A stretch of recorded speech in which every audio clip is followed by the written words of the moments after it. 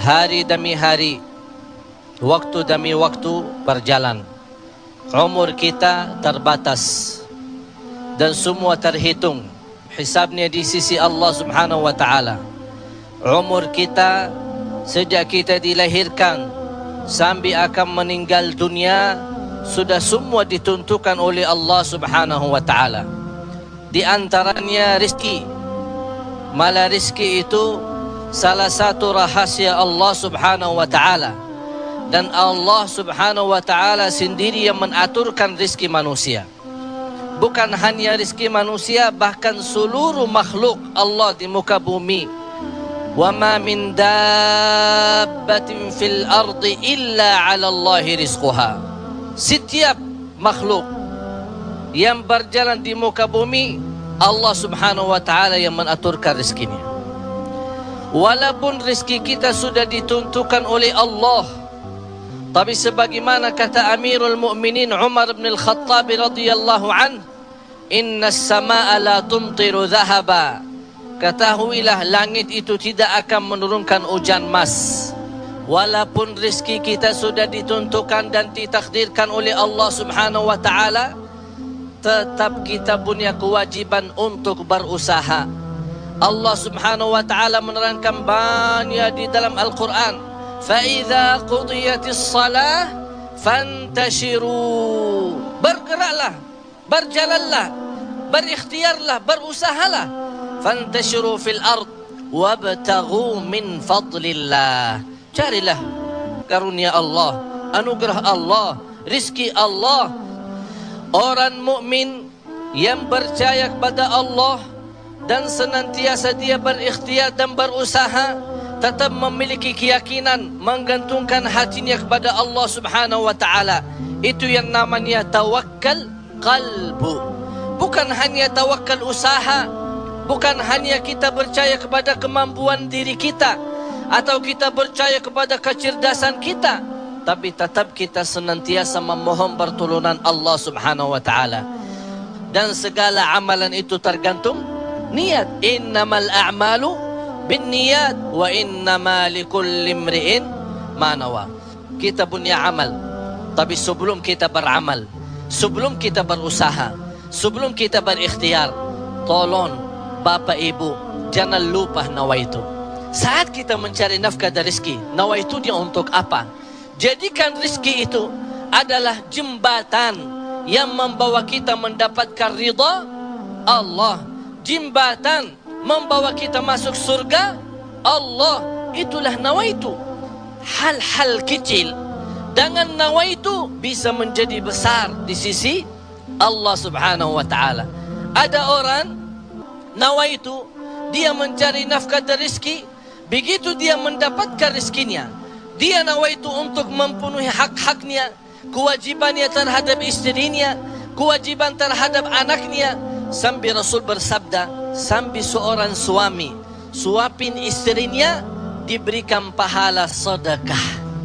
Coba bayangkan, berarti nawaitu itu sangat berarti. Oleh karena itu Bapak Ibu jangan tinggalkan nawaitu. Di mana anda berada, apa urusannya, mau kemana, tolong dihadirkan nawaitu. Karena dengan niat, disitulah akan kita sama-sama mendapatkan petunjuk Allah Subhanahu wa ta'ala. Semoga senantiasa kita dalam ikhtiar dan usaha kita, selalu kita menambah keyakinan dan kepercayaan kita kepada Allah Subhanahu wa ta'ala. Hari ini kita berusaha berikhtiar, menghadapi sedikit kesulitan dan kesusahan, jangan kita berkata, kenapa Allah tidak melancarkan rizki dan usaha saya? Tapi harus bertanya kepada diri kita, apa salah saya? Apa kekurangan saya? Barangkali kalau kita muhasabah diri, oh ternyata hari ini saya merasa susah rizki karena ketiduran salat subuh tadi. Saya merasa malam ini tidak lancar karena saya lupa baca Al-Quran.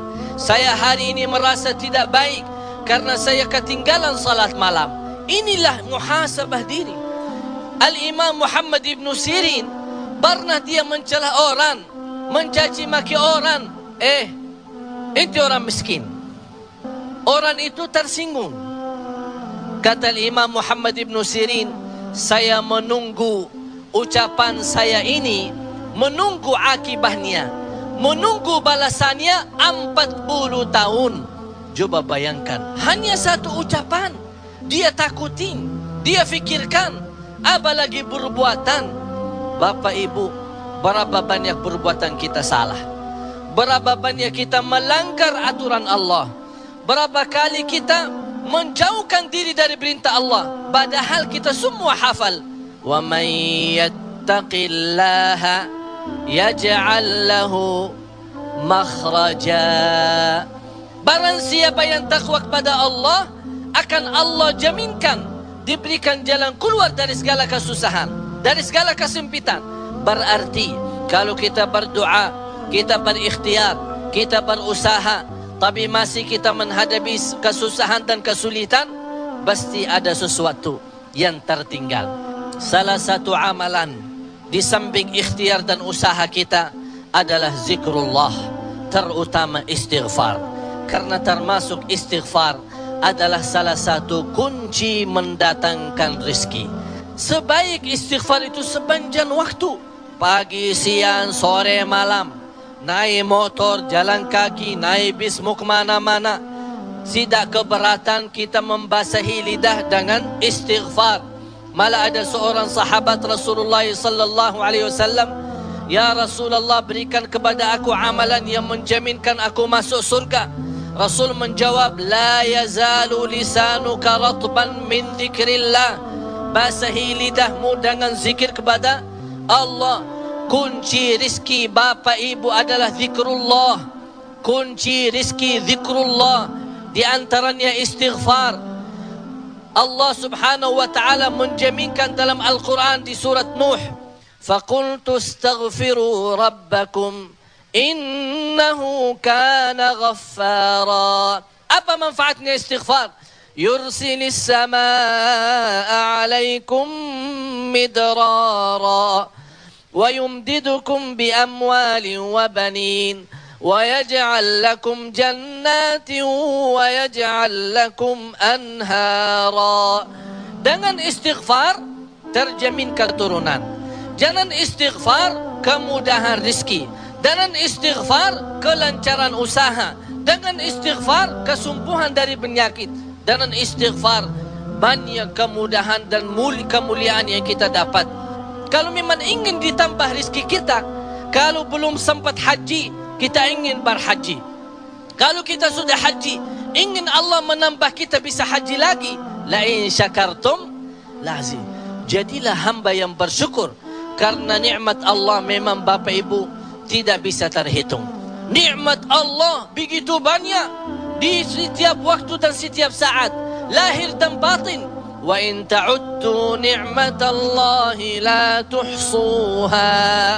Oleh karena itu, jangan anda menjadi orang-orang yang mengkufri nikmat, tapi jadilah senantiasa mensyukuri nikmat.